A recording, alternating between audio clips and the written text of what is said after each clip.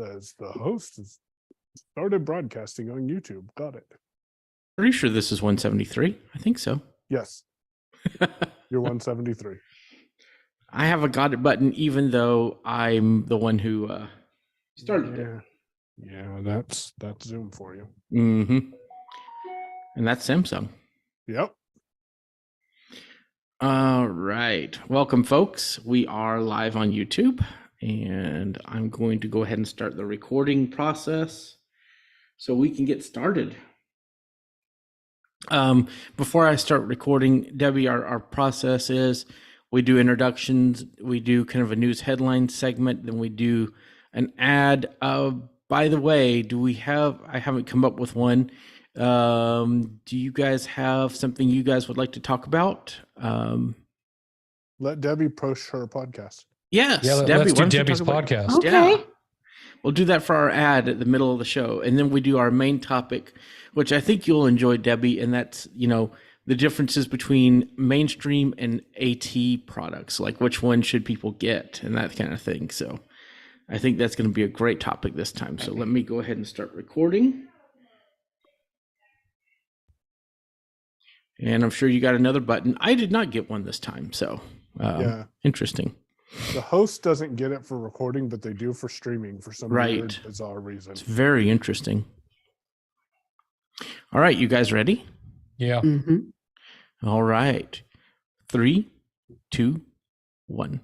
Hello, everyone, and welcome to another episode of the IACast. All right, with me today, we have Marty Sobo. Hey, all. Michael Babcock. Hello. And a very new face to the show, we have Debbie Hazelton. Hello. So this is, we told you guys we'd be getting new faces and new folks here on the show. So, I'm really excited that we have Debbie with us. So, Debbie, how did you find out about the podcast? And you want to tell the listeners a little bit about yourself? Well, I used to read the name of your podcast years ago when I was reading the ACB radio schedules. So I was recording those. And then, I knew about you from the development of ACB Link. And then Marty, I met in the chat of Bits, and then Michael Babcock had gotten a phone of mine years ago. And so, here we are, we're all together, and it's great how, it's great to just be here. And then I have listened to your show. It's really great. The podcast is awesome. I've listened to the last couple of episodes, and I've thought so highly of your work for a long time. So it's really great to be involved. You kind of saw me walking along the road and said, let's get her in here. Yeah, and we're very happy to have you with us. And, we'll have new faces, new people coming by, and returning folks eventually as well. Unfortunately, not the one I'm sure a lot of people are missing, our good old Mr. Earls that can't be on anymore, unfortunately. But I love that we have an episode just called Goodbye Earls. That's good. That's good. Because he was, the comedy of the show, and he always made it very interesting. And Jason, if you do hear this, don't get a big head. See, we're very, very relaxed on this show. It's too late for that. Yeah, I know, right? So we've got some headlines to talk about today. It's been a very busy week or 2 weeks in technology since we've last had an episode. And, it's Microsoft and Google have had a bunch of announcements. We've gotten, new Apple gear. I'm about to be doing an unboxing of a HomePod. I've waited over a day, guys, to unbox an Apple product. I don't know how that works, but I have. So we could proud of you. Yeah, I know. I'm proud That's of me amazing. too.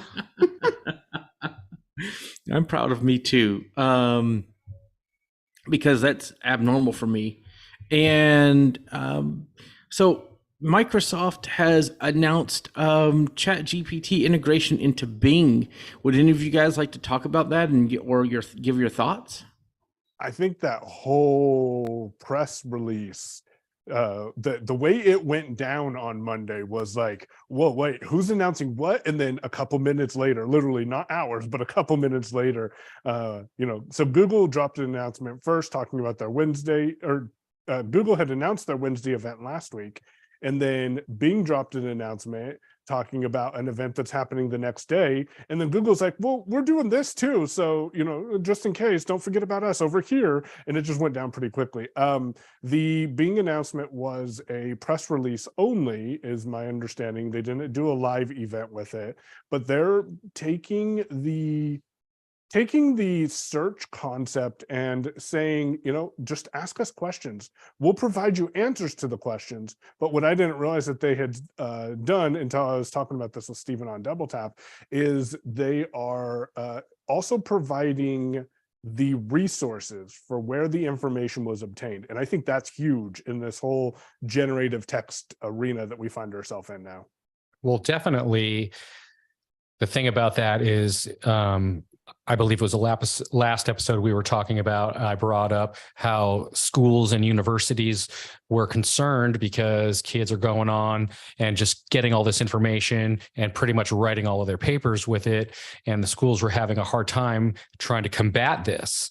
And so if they're going to be providing the resources of where the information is coming from, then that kind of puts it out in a way that they're going to have to show where they got their information from, where they got their research from, and they're not going to have to worry about trying to copyright and worry about kids just grabbing the information and throwing together something quick, and the universities or the schools, not being able to control where the information's coming from and how the kids are getting it. Right. And I do think that there was I thought there was an event or some kind of a video that was shown from Microsoft. Now, what was interesting, and apparently you have to sign up for it, and I think it might be a paid thing for the real ChatGPT integration, from what I've heard, but I don't know any details. I did not watch the event. So if you go to bing.com/new, N-E-W, it kept autofilling, and I couldn't figure out why it wasn't working, and it kept autofilling to news, N-E-W-S. So just be conscientious of that. But if you go to bing.com/new, you can actually get on the wait list to get these features when they're rolled out. Ooh, cool. One thing Bing did announce Microsoft announced is they're also going to have the Microsoft Compose built into Microsoft Edge. And for those who don't know what Microsoft Compose is, it is a way to take information and have it rewritten. If you've ever used the Microsoft Editor in Chrome or Edge as an add-on, the Microsoft Compose is going to be more in-depth. Right now, my workflow is go to ChatGPT, which, yes, I do have ChatGPT Plus. I don't know if I'm going to keep it, but I do have it right now. But go to ChatGPT, throw it some details and say, rewrite this email as a board report to ACB Next Generation on their website updates. And then ChatGPT rewrites the email, which is great. I copy and paste, make some edits that I need to, and then I send it. But the way my understanding of this Bing Compose feature in Microsoft Edge is I can do all of that within my email client, or not my email client, but the email webpage. So Gmail, for example, which is my email provider. So I can write things, and then I can click a button or hopefully use a keystroke that will help me with rewriting the contents that I already put in there. There's also the new feature, and I forget the name of it right now, that if you have a web page loaded, you can say, tell me about this, or ask it questions about the data that's on the web page already. So I'm thinking things like manuals and stuff. How do I reset this? Well, if you have the manual pulled up, it'll tell you how to reset it versus you having to browse through the manual to find that data. That is exciting. Yeah, just to be clear here, Michael, you did say something pretty interesting. Chat GPT now has a paid version, but there is also still a free version. Do you want to elaborate on that so people kind of understand what the difference there is? Michael, did you get your invite to ChatGPT Plus yet? I did not. I have not yet. Neither has Jeff, I don't think. Neither has Demasi. Yeah, I don't think anybody has. Taylor has. Taylor did, and when I got it, I signed up 30 minutes later.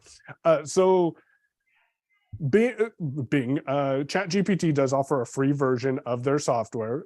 You do have the limitations that have been found by several people. For example, you go there and it says we're at capacity. On the free version, you may be more likely to see that. In addition, it takes longer for the responses to be generated when you ask a question. So for $20 a month, again, I don't know if I'm going to keep it because that's kind of steep. A lot, yeah. Yeah. But for $20 a month, you get faster responses. You don't get that message. And they say that updates will be provided to Plus users before they're provided to other users. Now, I did sign up on day one when it was available, and I have yet to see any sort of updates. I think they're going to have to push some updates to Plus users before that renewal time comes, or they're going to realize that because Google and Microsoft are in this game now, what are they going to do to keep people paying them? Because again, that's $240 a year. That's a lot of money. Now, so Deb, I got a question for you, actually. You being someone who's creative, you're a writer, you have been doing this a long time. What are your thoughts on, you spend a lot of time into what you do, and now someone could just drop a couple words into, a browser and they get everything sort of pushed out and all pretty and right there ready to go for them. It's interesting. I'd love to hear your thoughts on what you think about all this. I'm still trying to decide what I think about it. I think that it's interesting and, could be really fun to play with. I wonder what's behind it, like why, and it seems like it's out there suddenly and it's so fast. It seems like it's now such a big buzzword. And I wonder what it's doing with all the information that's being fed to it. Like, is there some way that that's all going to, I don't know, be used in a certain way that we may or may not want? And how is this going to carry over to other things that are out there, like drones? I don't know. Are we going to be talking to them, or are they going to be talking to us? It's just, I don't know, but it might be fun to play with. I haven't yet. I don't know. Yeah. I'm thinking, what would I want? What if somebody started doing what I do a whole lot easier? Or what if I might play with it and see, hey, write a blog post with this idea and see what it does. It might be kind of fun to see. Oh, yeah. And it does. You'd be shocked at what comes back with just small parameters that you give it. It's pretty impressive. But I will say, Michael, you should at some point show the voices that you created from the other day. Yeah, I think Debbie would get a real kick out of that. I did hear those. And Jason went and heard them, and he said, well, I wonder if it really took because you said it had been a really long morning, Michael, when you did that. And was it really a long morning? No. Or did it? So my morning started at 3 a.m. that day. That's what I meant by a really long morning. That whole process to create my voice took about a minute. Okay. Yeah. What about the ones that you created for Tuesday morning? So the longest process of that was the same process that it would have been. If you want to hear it, go listen to Tuesday's Unmute show. But it's the same process that it would have been for editing any sort of voice. So yes, it took a little bit of time, but that's because I recorded the text to speech into Reaper, and then I edited it down because there was multiple voices included in that project. So it wasn't anything extra. Michael, were you going to say something? So I was just going to say that, and there are, ChatGPT is kind of the buzzword, but there's a lot of AIs out there now. There's, Jasper AI that is good for writing. There's Midjourney for images. There's DALL-E 2 for images, and I think it's called something Lumic or something. It's a logo generator. I don't remember exactly what it is, but there's a lot of these out there now, and each one does different things. And so ChatGPT is just one. I think Google's are calling it Bard or something like that. And what's interesting is that it got a detail wrong on their demo. Yes. Yes. They did. And on the tweet that they sent out, I don't remember the details, but Google did keep that up there. And I think it was to emphasize that, we go back to what we talked about 2 weeks ago. This is all cool technology and everything is great with this, but you need to fact check. Like, Right. you can't just run with everything you have. Mhm. Now, so real quick, and then I'll be done talking about it. Microsoft's other feature that summarizes the web page and you can ask it questions, interestingly enough, reason why I couldn't remember it, is called just chat. So you chat about a web page. And then Microsoft Compose, which is the other feature I was telling you about. One of the examples that I read online was it will take an email, and if you want to be more friendly or if you want to be more terse with it, it'll change the tone of that email. And that is what I need, because I like to just throw random thoughts into an email. And often people are like, I don't understand what you're talking about, Michael. But with this, I could give it random thoughts and then it can compose a well-organized email. Now, I said one more thing. I got to mention this last thing because I mentioned it on yesterday's show that I was on. One of the gotchas with ChatGPT and therefore subsequently the Compose feature with Bing is you should read the email that it writes, because sometimes you'll be writing someone and it'll be introducing you to the person you've been working with for years. And the lady I emailed, she's like, or I talked to her after I sent an email, she goes, I was wondering why you were reintroducing yourself. We've worked on lots of projects together. Now, I am interested in how Bard is going to handle, from Google, is going to be able to handle this. I think it would be cool. Some people think it's creepy, and it would be, but I think it would be cool if you sign into your Gmail account with Bard, for example, and then it can analyze the last 12 years of emails that you sent and help match that's your scary. tone a little bit. It's Jeez. creepy, but I think there Yeah. could be some huge improvements with that. When did they say, Michael, that these were going to start coming out for the general public to be able to start using these tools? Over the next couple of weeks. Wow. Wow, Yep. that's fast. Very fast. I want to go and move us on because, we could talk about AI for a whole nother podcast because it's such a huge topic right now. But I kind of want to bring us to a topic that is kind of controversial, and that is Twitter. The blind community has been abuzz about the removal of not just the third-party apps, but also the API is now being turned off for free users.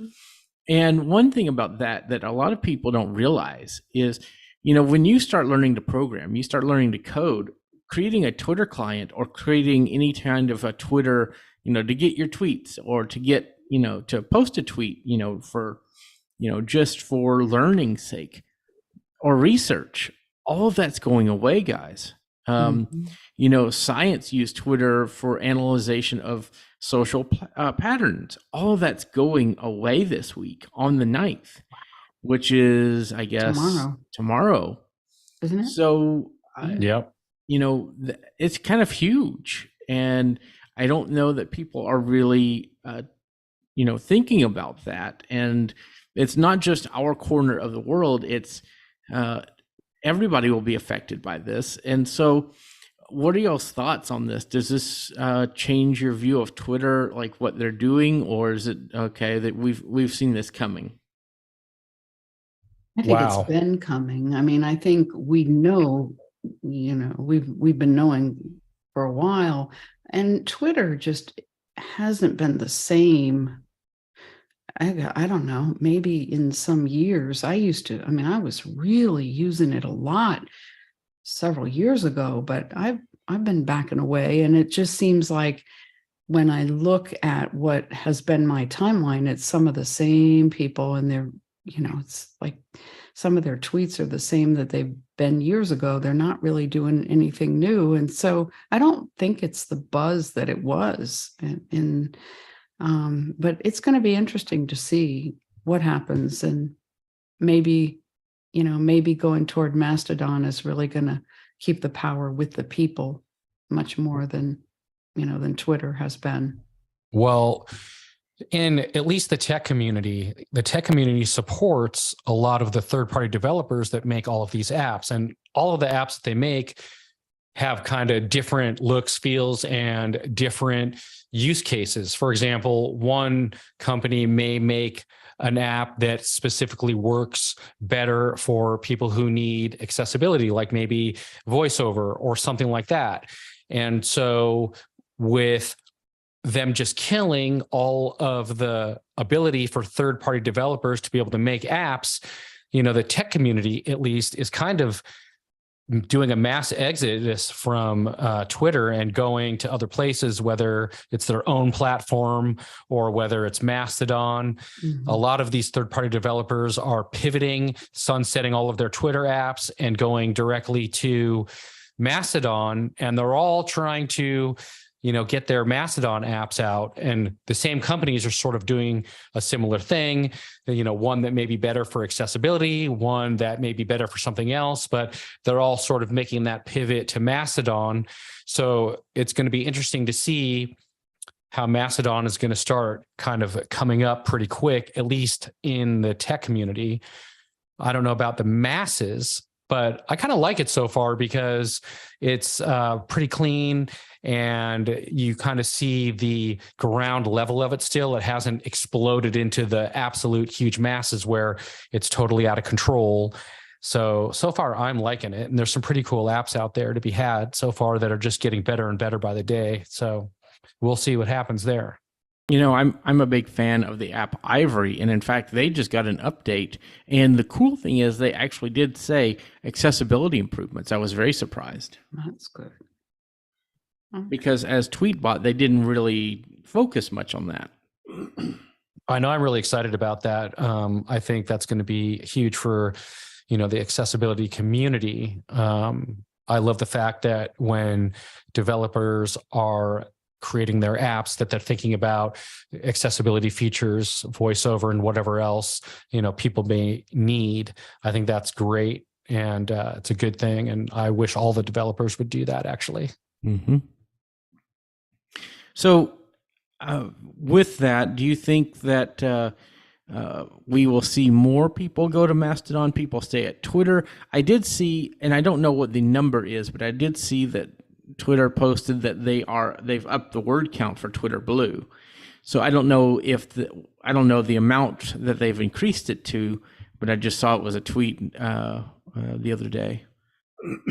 What I've seen is most people are either switching to Mastodon, and if you're someone who has your own site or your own blog or a community, they're creating their own communities within like a Discord or something like that. And they're inviting their community into their own Discord, and they sort of keep, all of what they do within their own community. It's kind of good and bad, in my opinion. I mean, it's great because you have that community all in one place. So, if you're a big, Mac or Apple lover, there's places for you to go. A lot of these big blog news outlets, they have their own communities with a Discord or whatever.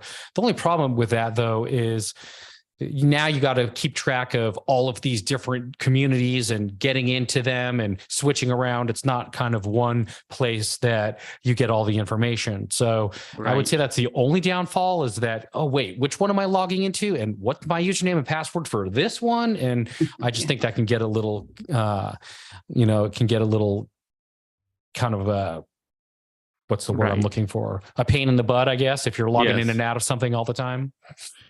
And just knowing which community is where and how to get, to that. But, one thing a lot of people haven't thought of is social media, like posting to Twitter when a new whatever comes out, like say you're on a WordPress website and Jetpack may still work, the WordPress plugin, but all of these other social plugins, as of Friday, they're not going to be posting. Wow, I actually kind of didn't think about that. Yeah, and actually I just looked, and actually today is the 9th, so I guess I'm not sure if they have a time limit or whatever, but sometime today. Wow. Is it midnight maybe? I'm not sure. So what about the people that are doing social kind of stuff on Twitter? Are they still going to be able to? If you're using the app or the official apps or the official website, it'll still work. But And API usage is like $100 at the base plan. It's not very affordable. So if you're just using the mobile app or the website, it'll still work, but that's about it. Yeah, it's going to be really interesting. I think, though, that the thing that I do like about it is that it can't be controlled from top down, like some of these social networks have Mastodon. been controlled. No, yeah, Mastodon can't be controlled from the top down, whereas I think Twitter has been, and Facebook and Instagram and all of these, they've all been controlled from the top down. So even if it's sort of unwieldy or crazy to figure out how to find everybody, I just think there's a lot of that will gradually get more organized. And Mastodon is still in heavy development. They're still adding new features. I'm tracking a release of Mastodon servers for 4.1. So I'm excited about that. So I'm really I have 3 instances, so I cannot wait to get them updated to new features. I love new features.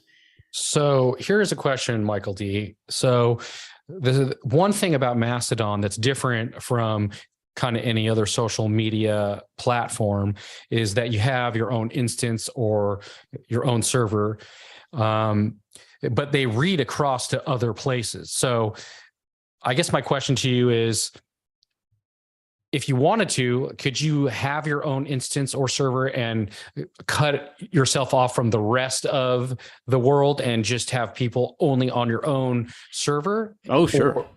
See, so that's a thing that is kind of interesting that no other social media platform is allowing you to do. Have your own server. I don't know. You want to maybe talk about that a little bit, maybe give a little explainer, because I'm not sure everyone would understand what that means. Discord lets you do that as well. And there's others that will let you do that where you can do invite only that do not talk to other servers.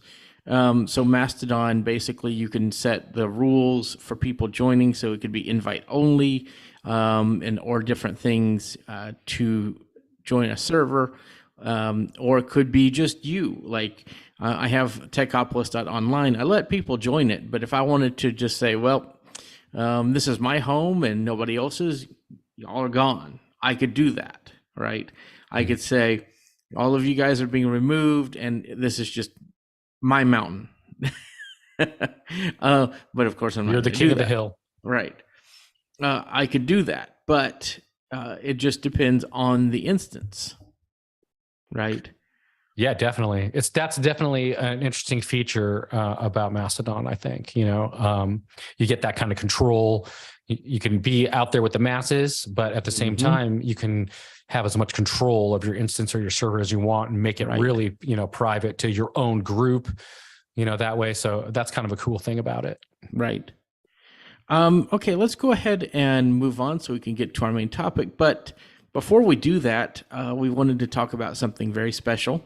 And, Debbie, you're new to our podcast and you have your own show.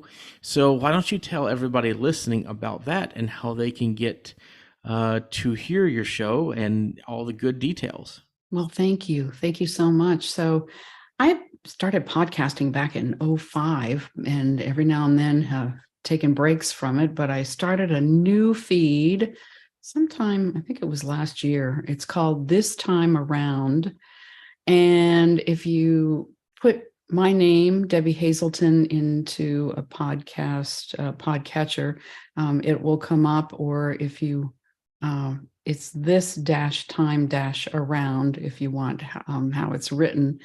I started it with the idea that in any moment, everything can be new. We can be new, and possibilities can be new. So, 5 minutes ago, it might have been one way, or 5 years ago, or, whatever, a lifetime ago, things were different. And now this time around, here's the perspective on whatever is going on. So this week's that I just put up is Lynn Lindberg from couch2active.com. And Marty, I know that you interviewed her.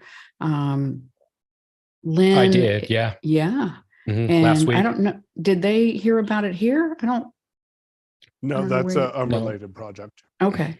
Well, so it's an exercise site for the blind and non-blind. It's a virtual site, and she's got 12 to 14 classes a week. And what I like is not only that it's totally accessible, which it is. I mean, the exercises are so well described, but it's also that it's not based on the old no pain, no gain. It's not based on you got to keep pushing and working so hard and pushing beyond your comfort zone. No, it's work, and when you start to feel uncomfortable, then stop and then come back to it after a break or after a rest or the next day or whatever. Some of us have taken in 2 to 3 classes a day, so it's really very cool.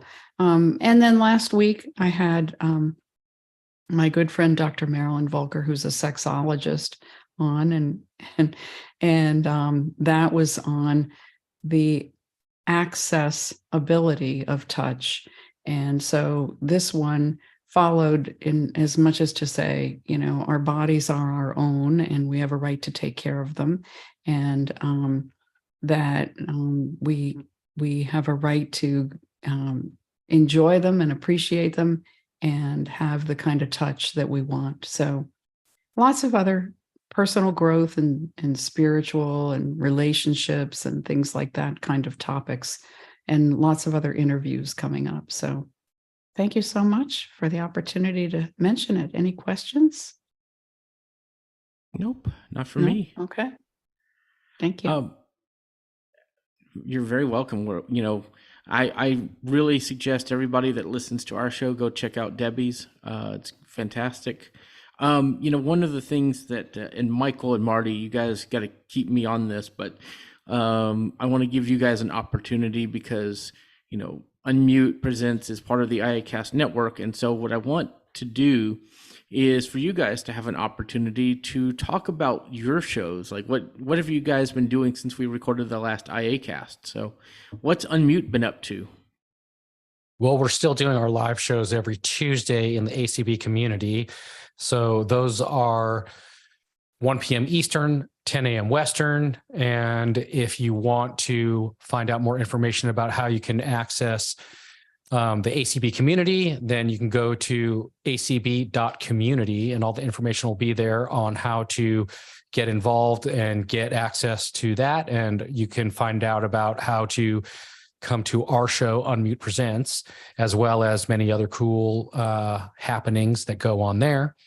We have 3 shows in total. So the Tuesday show gets edited down once we go off the air, and that goes out within an hour or 2 after the show goes off the air. And then we have 2 other shows that we do in the week, one on Thursday and one on Sunday. And Michael, do you want to talk about those a little bit? Yes, I can real quick. Usually on Thursdays, we have a slightly longer form episode, except for Marty and I did not do one this week. So we used some text-to-speech generated content to host our live show this week, or well, not our live show, but our Thursday show this week.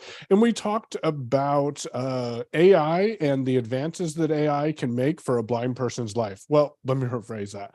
I talked about it, but I didn't say hardly any of the words. Just saying, you'll have to go check it out to understand, with my co-host Bailey. And then this past Sunday, we posted a how-to video or audio content, and I forget exactly what we talked about on Sunday. It's what happens when you produce all the content. And then last week, myself and Demasi sat down and chatted about the state of social media. And your unmute is awesome, by the way. I've been there a couple times on Tuesdays, and for the community calls, I'm amazed. You get a lot of people. I saw 60 the other day.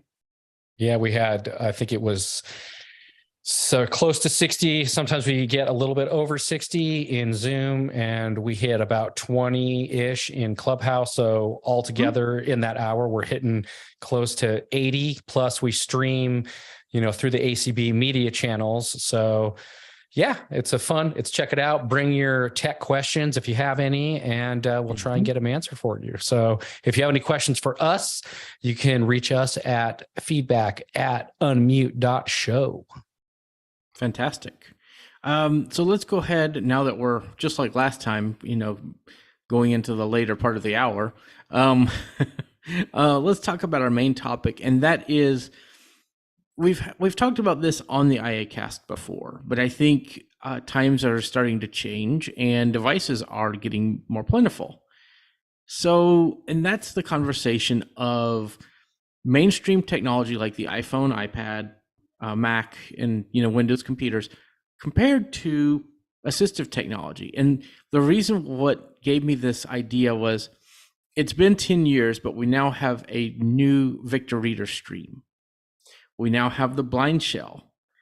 And we also are starting to have other devices that are showing up that are built specifically for blindness in mind, that are using mainstream technology. Now, HumanWare has done this with their magnifiers, like the Prodigy Connect 12 has used Android, Braille Note Touch has used Android, but they're blindness specific devices.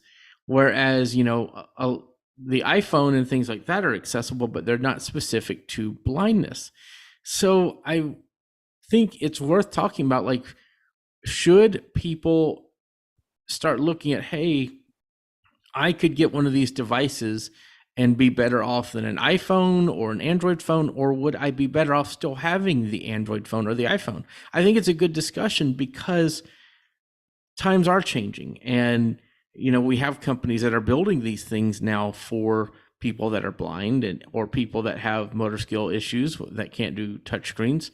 So would anybody like to give your thoughts on, this in general? Like, what's your thoughts? Should a person look at more of a mainstream or a accessibility device, and why or why not? Well, go ahead, Debbie. I think it really depends on the person's comfort level. There are people who know they don't gesture well, and they know that for one reason or another, they don't get into various aspects of the Android or the iPhone. And so the blind shell is just very appealing to them. I think the downside of that, though, is what if the blind shell goes away, or what if it suddenly reaches a point where it doesn't get further developed and keep up with some of the times. Now, you mentioned the Victor. I have the Trek by way of a friend of mine who died, and I got her Victor Stream Trek, and I hardly use it. And I'm actually thinking of trying to sell it because I just hardly use it with my iPhone. I do everything on my phone. But I think it really depends on the person, and yet there are times that certainly there are things that aren't always as accessible, on the iPhone. And I thought I have an Android. I just thought it talked too much. I really didn't. I didn't take to it as much as I thought I would. I still keep thinking I might try it again with another one with a later model. So yeah, but it's a mixed bag. I think it really depends on the person. I think. Oh, go ahead, Michael. I was just going to say, call me before you sell that, Deb. We might have to talk because I'm interested in it. And for me, I feel like this is a little bit of deja vu, so you might want to be careful with any kind of water situation here. Yeah. Don't want to drop it in the toilet. Just saying. So specialized tech it has its place. I work with people on a daily basis, both with the blind shell and with iPhones, and it's very apparent that a lot of these times the specialized tech can be an easier interface to interact with. Sometimes that's not the case, and I'm not going to say any names, but there are some instances where that is not the case, and you got to stumble around. But I think of people who may or may not be blind, but have diabetic retinopathy. And they can't, like they physically cannot interact with a touch screen. So I think there is a place for both of those. And Jeff, apparently you're not watching us live because you're calling me, but I think there is a place for all of the specialized technology. Now, the pricing of the specialized technology can be a little bit extreme, and I do understand why it's there. What I would ideally like, and I don't know if you guys saw this, but there was a newer device from HIMSS that's going to be coming out. And what that device will let you do is it will let you interact with the device itself, but you can wirelessly connect it to your mobile device and control the mobile device from the HIMSS device that's coming out, apparently, according to some of the videos. So that has me intrigued, because then you have the best of both worlds, if that's something you want to do, and you have that physicalness. Orientation on a flat touchscreen is not the easiest for a lot of users. That's true. I think, when it comes to a lot of this stuff, it really comes down to who you're going to get to help you pick out the product that you're looking for. And I really feel like you need to listen to what the person's needs are. There's a lot of options out there now. You can get a small little flip phone that is accessible in the way that it speaks, but it's still a basic phone. And then you can get everything in between, all the way up to any one of the Androids or iPhones. You can get something like a blind shell and other phones that are similar. But the most important thing is listen to what the person's needs are, what their wants are, what their capability is. Because just because you're a fan of one thing and you think, oh, you have to have, the top end iPhone because it's got the most, whatever it is, that may not be the thing that is going to be best for that particular person. Maybe that particular person just wants to be able to make a phone call and receive a phone call, or maybe send an occasional text message, and that is it. So they want something tactile, and they want something that's going to be much simpler. So there's a lot of options out there now. All these companies are building accessibility features into their devices, and at every level. So people have many options to choose from. So just, take your time before you pick, do your research and figure out what your needs are, and then figure out what is going to be the best option for you. Well, when the iPhone came out and we had the iPod Touch, we had the iPad and all those things, I always would tell people, if you can go with a mainstream option, go with that, because you're going to get the more updates, you're going to get the better support, and if you need to repair it, you'll have more of the ability to repair. I think that's changing now. I'm kind of changing my view on that, because in some ways now, my view is, why pay $900 for a handheld magnifier when you could get an iPad mini that can do basically the same thing, and you could get it repaired or get it worked on, and it could do pretty much what a handheld magnifier can do, right? And you could use it for multiple things. Back in the day, it was the iPod Touch, but they don't make those anymore. But still, compare a Ruby handheld to a phone. Multiple use. If you can do multiple things with a device, why carry around a big bunch of devices unless you want to? And I think the problem in the AT industry was, don't buy that iPhone. You could get this magnifier and this other phone, or back whenever these things came out, and it was discouraged. And now it's, well, we're building these magnifiers in things out of Android phones anyway. So they've kind of mainstreamed the AT industry. And I feel like those lines are kind of blurring, but I still always say, look at your options before you make a decision. Come up with an informed choice before you do that, because it's still, to this day, if you have to carry around 3 devices where you could already have just 1 or 2 in your pocket, or a purse or a small bag, that's more appropriate than having to carry around a big 80-cell braille display just to do day-to-day tasks, or a bigger magnifier just to go around school. It's just learning the right tool for the right job, but also figuring, can you combine those? And I think that's one thing that's interesting with And- the, I think a lot of people were very much on, like I thought, with the mainstream for a while, and now it's, oh well, we have these options again. Let's use these. So what are y'all's thoughts on that, on those views? Well, my thought, and something that I noticed you were bringing up quite a bit, and people with low vision need a lot, is a magnifier. So if you think about a magnifier that you would go out and buy, an independent standalone digital magnifier, they're a lot of money. I mean, depending on the screen size and which company that you go with, they're going to be pretty costly. I mean, you get pretty good technology, rechargeable battery, touchscreen, all of that stuff.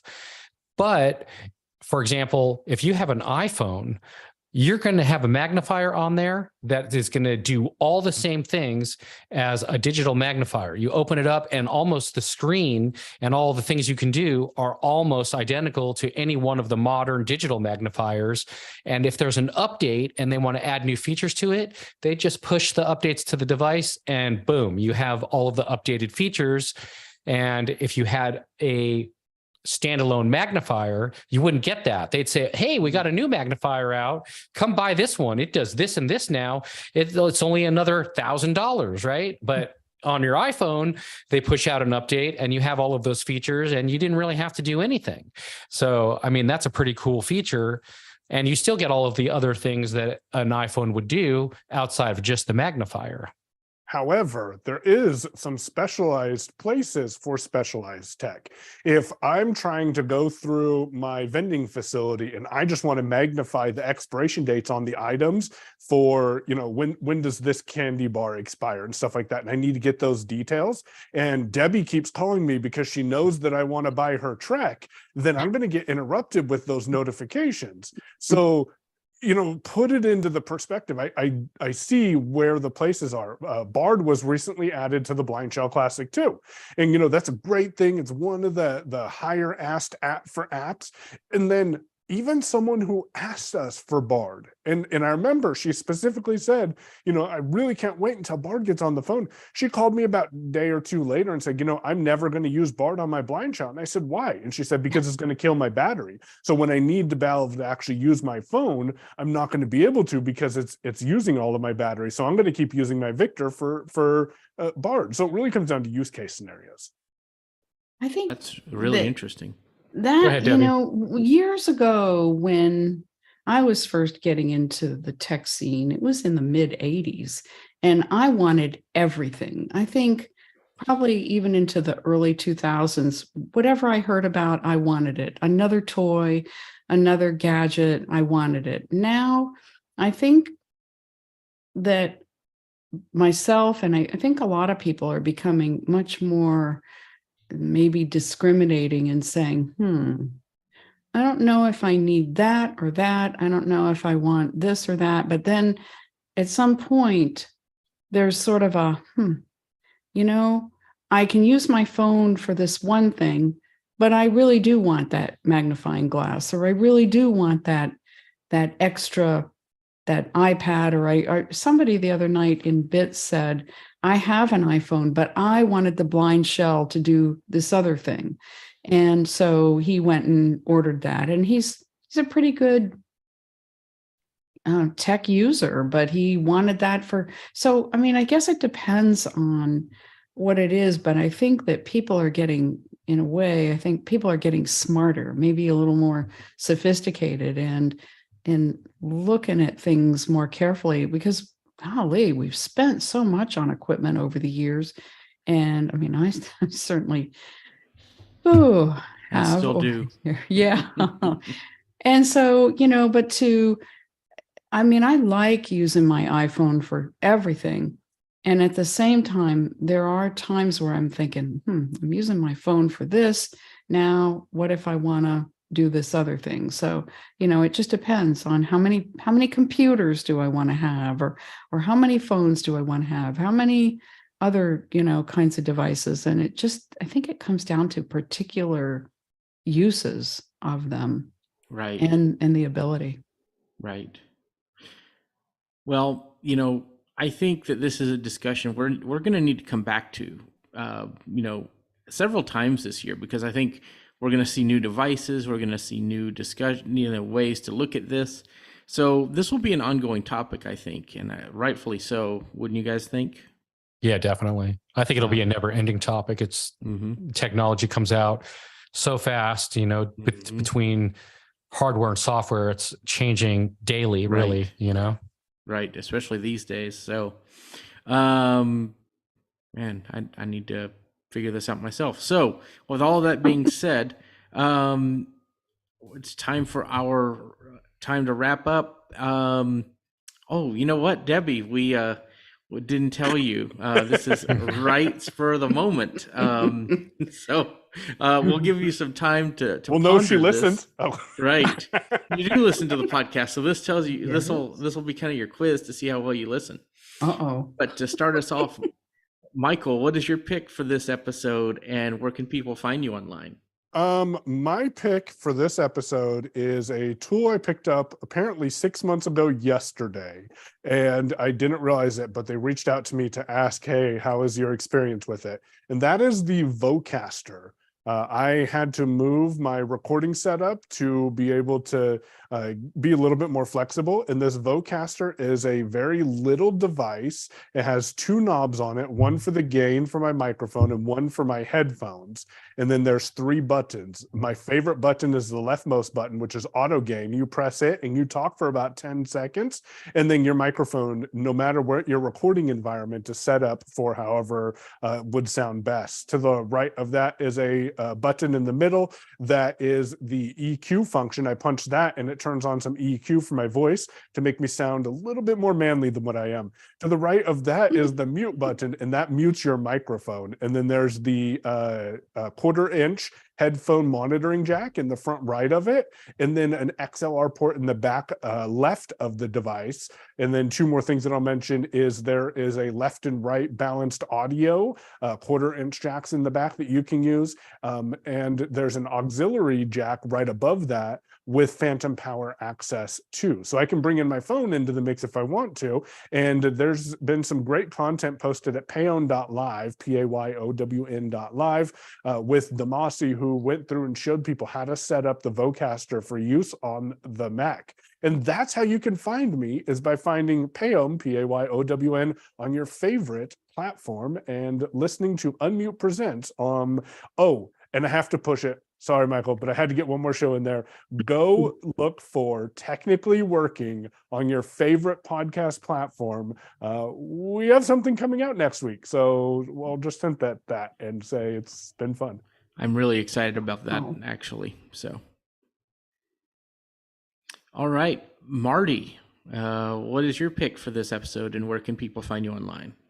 All right. So my pick for this episode is it is made by Peak Designs, and it is called the Tech Pouch. And it's a small little, I wouldn't say a backpack, but it's a small little bag, right? Like a little zip up pouch. And it's got a bunch of pockets in there. It zips up. It's super durable.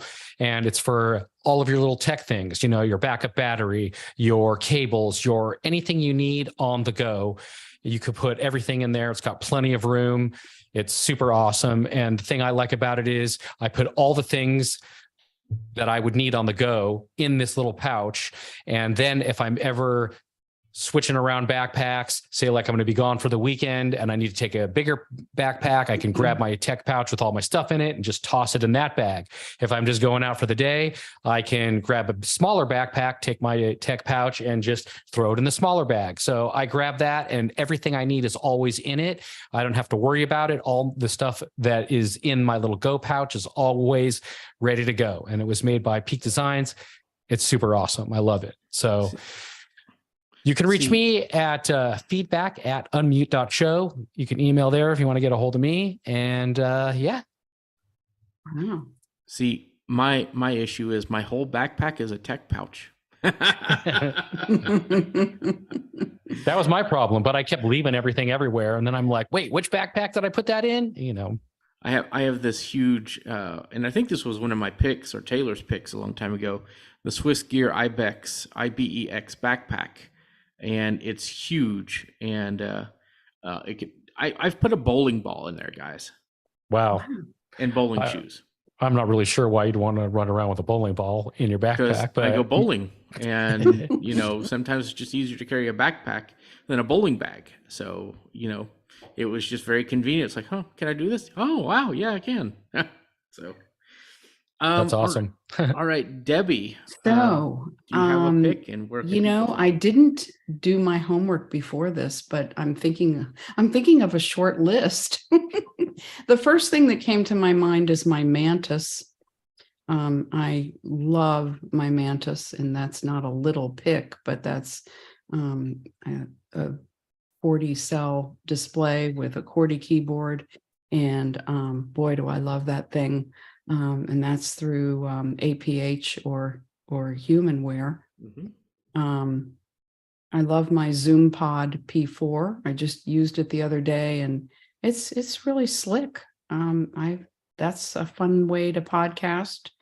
The other thing, when you're mentioning pouches and things like that, I buy a lot of my some of my computers and different things from a guy named Kevin Blale, who I used to see on Blind Ads List. Now I see him on Blind Trading Post and Swap Shop, and he started selling these bank bags that will hold different amounts of cash. And I don't know, it seems like I saw one of those years ago for traveler's checks, but those are really cool for thumb drives and SD cards and maybe smaller cables. And he's always got those going on. And so I just bought a bunch of those at Christmas time and gave some of them out as gifts. So that, and he is on those two different lists. And if anybody wants to write to me, I can get you those list address. And the way you can find me is I am, just the words I am written together, I am at DebbieHazelton.com, and Debbie's with an IE. Hazelton is HAZELTON.com. All right. Thanks, Debbie. Okay, so I'm going to cheat this time.